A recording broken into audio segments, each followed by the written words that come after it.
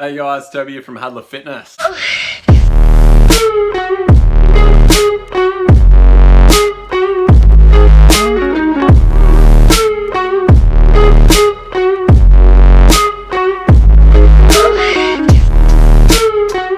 Alright, so we're starting off today. We're going to crack into a vlog in regards to bicep training, how to grow really good biceps. One thing I do want to reiterate is with a bicep training is basically you want to have a well-rounded physique, because if you're just training guns, you're going to have lagging tricep muscles and deltoids. So the anterior, lateral and posterior deltoids are going to be lagging. So you want to have a nice well-rounded shoulder, forearm as in the bicep muscle here, and aft arm. So you want to train in all planes of movement, so that push, pull, and side movement. Basically all planes of movement, they're the ones that you want to train in, okay? This is where people tend to fail. They like, I just want to get big arms to get the girls, or they just want to train arms and they neglect doing triceps or having any kind of training knowledge in regards to how to improve their physique overall, okay? So symmetry is where it's at.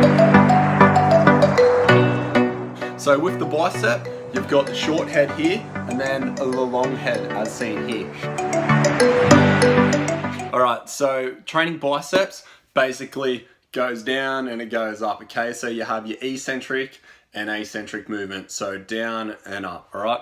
So volume is how you grow your muscles, so repetitions. If you have lagging muscle groups, you want to train them quite often. So anywhere from 2 to 4 times a week, you want to train your bicep muscles. Just understand the bicep is an accessory muscle to all compound exercise. So if you're doing bent over rows, pull-ups, deadlifts, even squats, your bicep's going to be engaged. So doing bicep curls 4 to 5 times a week, plus doing it on compound movements, you're going to overload the muscle group, all right?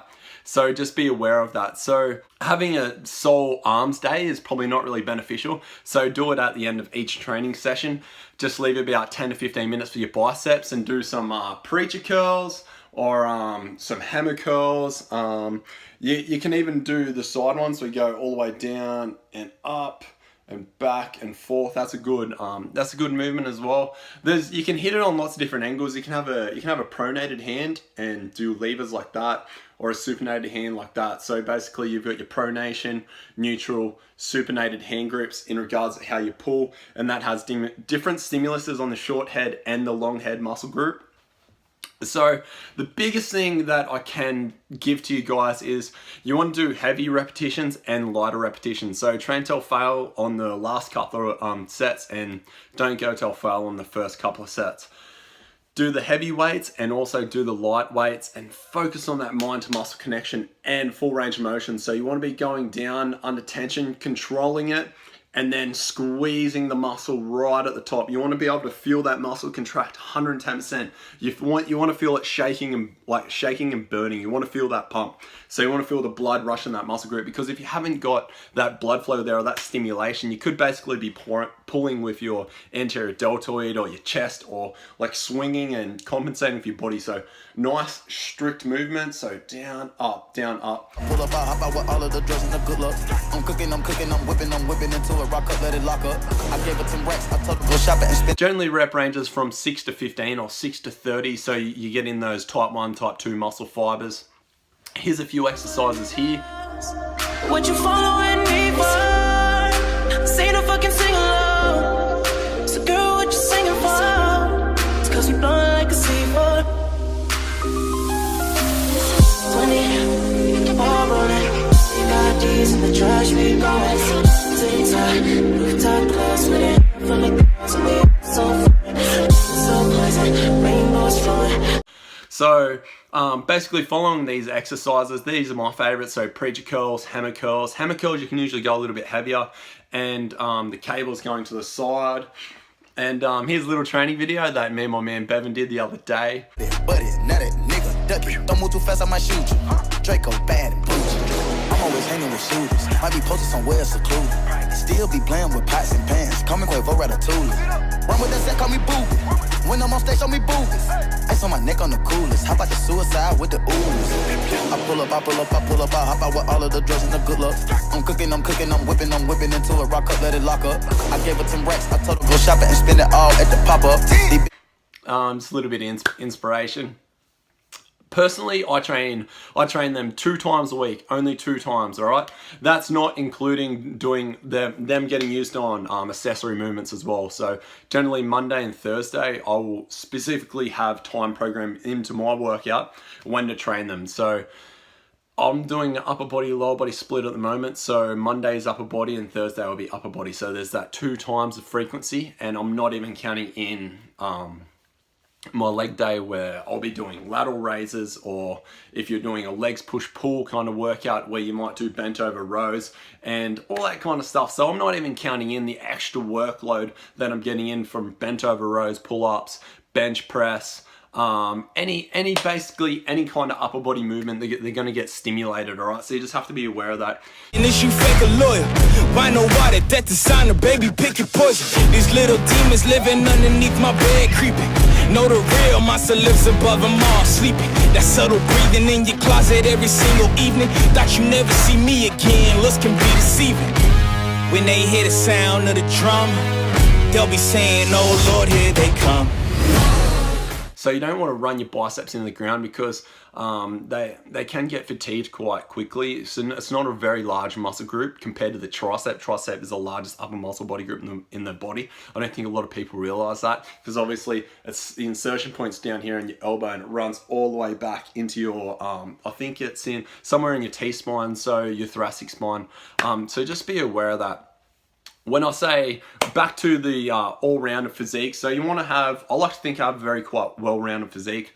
So you want to train biceps 2 times a week. You want to train, this is directly training them, all right? So having time programmed in and doing the isolation exercise to bring up those weaker points. It's all well and good to do squats, deadlifts, pull-ups, that kind of stuff. You're going to build a lot of lean muscle doing that and get a lot stronger. But if you want to take your body to the next level, you need to train them directly. So directly targeting those muscle groups. When I say isolation exercises, even though you might be doing a bicep curl or a preacher curl, you might think you're just isolating that muscle, but there's antagonist and agonist muscle groups. So obviously one's going to elongate and another muscle's going to shorten. So obviously you're going to get a little bit of muscle stimulation in your tricep and in your shoulder, and some of your a little bit of rhomboid movement and lateral stability as well in your scapula. So just be aware of that, guys. So as I said, focus on that mind to muscle connection and get it done. All right. So along with that, I also like to throw in some dips for my triceps. So dips, tricep push downs, diamond push ups, any sort of movement. So close hand grip, bench press, that will train your your triceps as well. And my favorite, weighted dips for the traps, all right? Weighted dips for the traps, weighted dips for the triceps.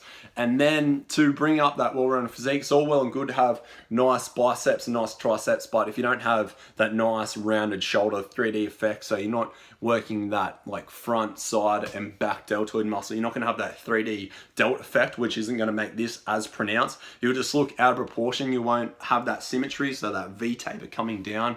So you might want to make sure you're doing bench press to train your anterior deltoid, which is the front deltoid. So bench press or shoulder press, and then you want to make sure you're doing your lateral raises or lateral flyers to hit that lateral deltoid, and then face pulls to hit the reverse deltoid as well. Reverse deltoid. Posterior deltoid, that's the one. So that one back here, right back here. This down here, that big slab of meat. So that's going to give you that awesome V taper. There's not much more to training it, guys. Everyone knows. Most people it'll probably be their favorite muscle group to go into the gym and get a good bi pump. But to be honest, if you're going to the gym and you're spending an hour on biceps, there's too much work. So break that workload up and be more frequent. Because obviously, if you're more frequent when you work it out, so Monday, Wednesday, Friday, if need be, or even 4 times a week, like whatever you want to do, if you want to bring up that muscle group, like train it anywhere from 2 to 6 sets each session. I wouldn't go any more than 6 sets, which would be like 2 exercises, because your muscles are going to get stimulated in the compound exercises, and then when you move to the accessory work, isolation exercises, train them directly, they're going to get worked as well. So just be aware of that. So remember, you've got the short head and the long head, and regarding the angle that you contract on, so whether you're doing more of a pull towards the body, more of a wave, you're going to hit the long head or the short head. So you just remember just to train little bits of different movements. And like changing movements could be going from a supinated hand grip to a neutral hand grip. Like that's massive. So that's going to change the stimulation from primarily the short head to long head. Just doing curls like that, going from a hammer curl just to a standard normal curl where you bring your arm up, rotate there, then back down. All right, so just be aware of that, guys. All right, if you like it, make sure you hit the like button, share with friends, tag a mate, and yeah, we're gonna go from there. I'll guys catch you in the next vid.